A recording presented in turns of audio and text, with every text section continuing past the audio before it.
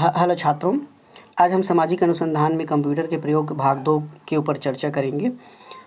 छात्रों, पूर्व कक्षा में आपको पता चल गया होगा कि सामाजिक अनुसंधान में कंप्यूटर क्यों आवश्यक है। हमें डाटा शोध कार्य के बाद डाटा का किस तरह से हम विश्लेषण करना है, चाहे वो क्लासिफिकेशन हो, चाहे टेबुलेशन हो, चाहे इंटरप्रिटेशन हो। बहुत सारे काम जो होते हैं उनको कंप्यूटर के माध्यम से करने में बहुत सरल होता है। और इसके लिए एक सॉफ्टवेयर है जिसे हम SPSS कहते हैं। इसके माध्यम से जो है हम अपने आंकड़ों का संग्रहण करके उनका विश्लेषण कर बहुत आसानी से तरीके से कर सकते हैं। तो सबसे प्रथम देखते हैं कि सामाजिक अनुसंधान में कंप्यूटर के प्रयोग के क्या कारण हैं। ऐसी क्या स्थितियां हैं जिसके कारण हमें कंप्यूटर का प्रयोग सामाजिक अनुसंधान में करना चाहिए। तो सबसे पहले ये माना जाता है कि यदि सामाजिक अनुसंधान द्वारा संकलित डेटा को, सामग्री को विश्लेषित करने में परिशुद्ध प्रविधियों को लागू किया जाए तो इसकी प्रचुरता समाप्त हो जाती है। इसीलिए सामाजिक अनुसंधान में न तो गणितीय प्रविधियां का प्रयोग किया जाता था और न ही सामग्री को कंप्यूटर द्वारा विश्लेषण या विश्लेषित करने के बारे में सोचा जाता था।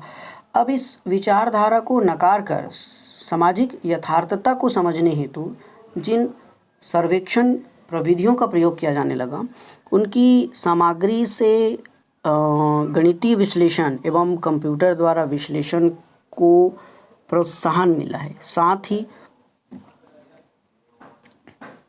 यह मान्यता जोर पकड़ती जा रही है कि यदि कंप्यूटर द्वारा मशीनों का काम केवल कुछ मिनटों में पूरा हो सकता है तो सामग्री का हस्त विश्लेषण क्यों किया जाए।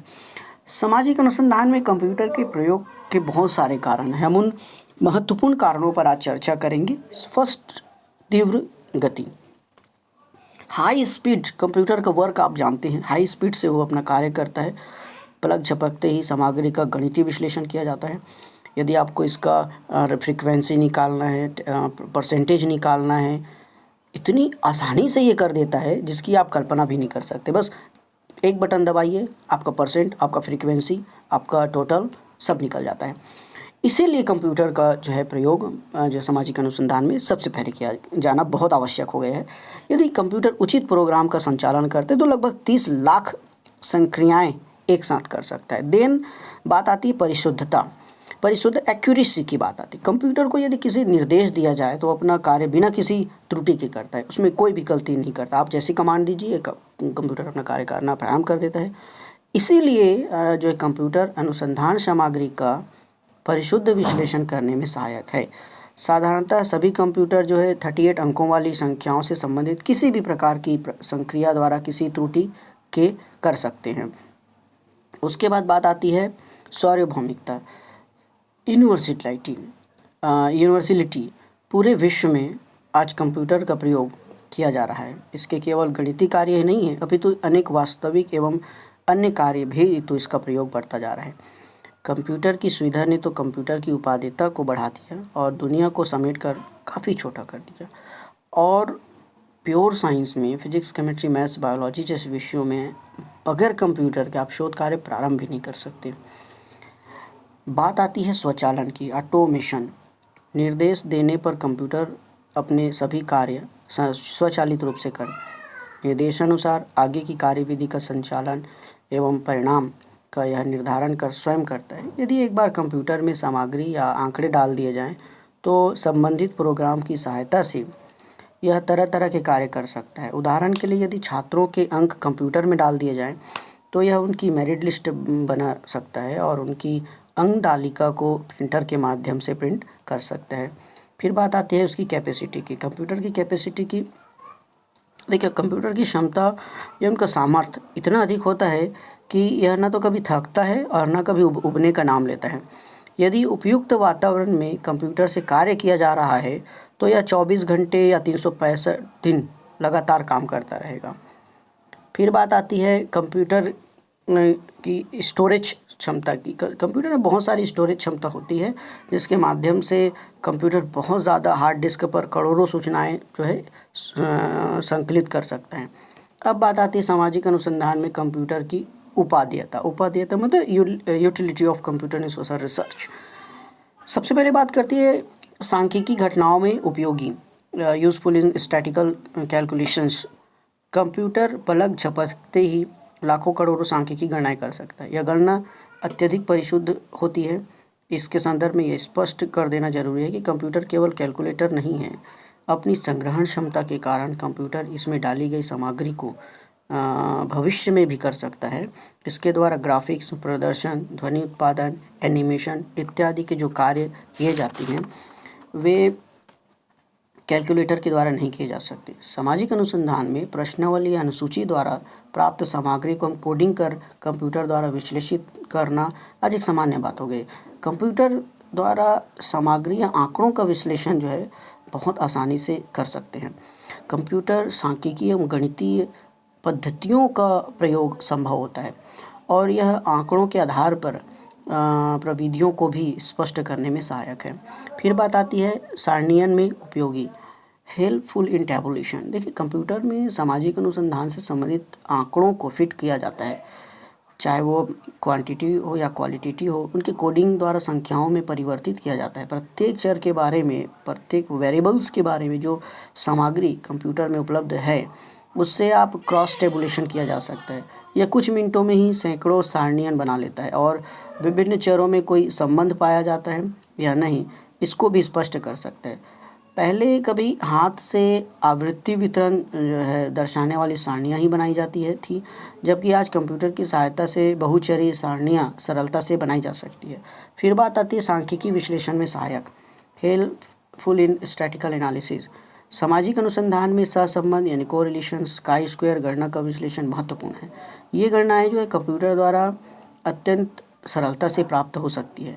जब हम विभिन्न चरों का क्रॉस टेबुलेशन करते हैं तो ये दोनों गणनाएं सारणी के नीचे स्वतः अंकित हो जाती है और यह भी पता चलता है कि इनका मूल्य कितनी डिग्री पर महत्वपूर्ण सार्थक है तो महत्वपूर्ण नहीं है। इतना ही नहीं, चर को यानी वेरिएबल्स को नियंत्रित करके प्रतिगमन विश्लेषण रिग्रेशंस एनालिसिस द्वारा किसी भी वेरिएबल के परिणाम उत्पन्न करने में योगदान के अंश को भी जाना जा सकता है। भौतिक विज्ञानों में सहसंबंध की गणना सरल होती है, परंतु सामाजिक विज्ञानों में अनुसंधानकर्ता सांख्यिकी विश्लेषण में इतना निपुण नहीं होता कि वह सहसंबंध एवं प्रतिगमन विश्लेषण स्वयं कर सके। कंप्यूटर ने इस कार्य को सरल बनाकर सामाजिक अनुसंधानकर्ताओं की सांख्यिकी विश्लेषण के प्रति झिझक को समाप्त कर दिया। फिर बात आती है सामग्री के चित्र एवं रेखा चित्र प्रदर्शन में सहायक है। देखिए, कंप्यूटर के माध्यम से चित्रों एवं बिंदु रेखा चित्रों को आलेख बनाना है, काई स्क्वायर बनाना है, मतलब पाई चार्ट बनाना है, ये सभी जो हैं जो सामग्री बोधगम्य अत्यंत प्रभावशाली होते हैं कि एक साधारण व्यक्ति भी बहुत आसानी से इस कार्य को संपन्न कर सकते हैं। कंप्यूटर द्वारा चित्र अत्यधिक परिशुद्ध होते हैं। इतने परिशुद्ध चित्र हाथ से बनाना संभव नहीं है। माइक्रोसॉफ्ट एक्सेल नामक सॉफ्टवेयर में संख्याएं डालने पर ही देर है विभिन्न प्रकार के चित्र आपके कुछ सेकंड में तैयार हो जाते हैं। सामाजिक अनुसंधान में इन चित्रों के प्रयोग से इन अनुसंधान से संबंधित सामग्री को अपने वैध एवं प्रमाणित बना सकता है। फिर बात आती है गणितीय प्रारूपों के निर्माण में सहायक, यानी कि कंप्यूटर द्वारा परिमाणात्मक सामग्री के आधार पर गणितीय प्रारूप बनाए जा सकते हैं और इनका परीक्षण किया जा सकता है। कंप्यूटर ने सामाजिक अनुसंधानों का यह कार्य सरल बना दिया। इस संदर्भ में हेराल्ड बोर्को ने एक ऐसे शब्द कहा, एक महत्वपूर्ण शब्द कहा कि वे समाजशास्त्री जिनका कि गणित की ओर झुकाव नहीं है, वे गलत रूप से यह धारणा रखते हैं कि गणित समाजशास्त्र में मात्र सांख्यिकी पद्धति के रूप में उपयोगी होता है। तथापि पर्याप्त समय से यह धारणा बढ़ती जा रही है कि समाजशास्त्र सहित कोई भी अनुभविक विज्ञान जैसे ही सामान्य ज्ञान की अवस्था से आगे बढ़ता है तो यह कठोर औपचारिक रूप में अवधारणाओं के निर्माण की योग्यता आधिकारिक रूप से आवश्यक हो जाती है। तो कुछ भी समाजशास्त्री जटिल गणितीय प्रारूपों की सहायता से समाजशास्त्री अध्ययन कर सकें, लेकिन अब उनकी संख्या में वृद्धि होती जा रही है और जैसा कि अन्य विज्ञानों के इतिहास से ज्ञात हो जाता है कि प्रवृत्ति अब उत्तरोत्तर बढ़ती जा रही है। सामाजिक विज्ञानों में अर्थशास्त्र और मनोविज्ञान इस दिशा में पर्याप्त आगे आ चुके हैं और उनमें अद्यतः पर्याप्त अनुपात में गणितिक अर्थों में प्रशिक्षण होते हैं। छात्रों, मैं आशा करता हूँ आपको ये अध्याय बहुत आसानी से समझ आया होगा आप सामाजिक अनुसंधान में उपयुक्त सामाजिक अनुसंधान में कंप्यूटर की उपयोगिता को कम नहीं आंक सकते। कंप्यूटर का बढ़ता हुआ प्रयोग इस बात का प्रमाण है कि कंप्यूटर जो है संख्यात्मक और तार्किक प्रक्रियाओं को करने का एक अद्भुत इलेक्ट्रॉनिक उपकरण है।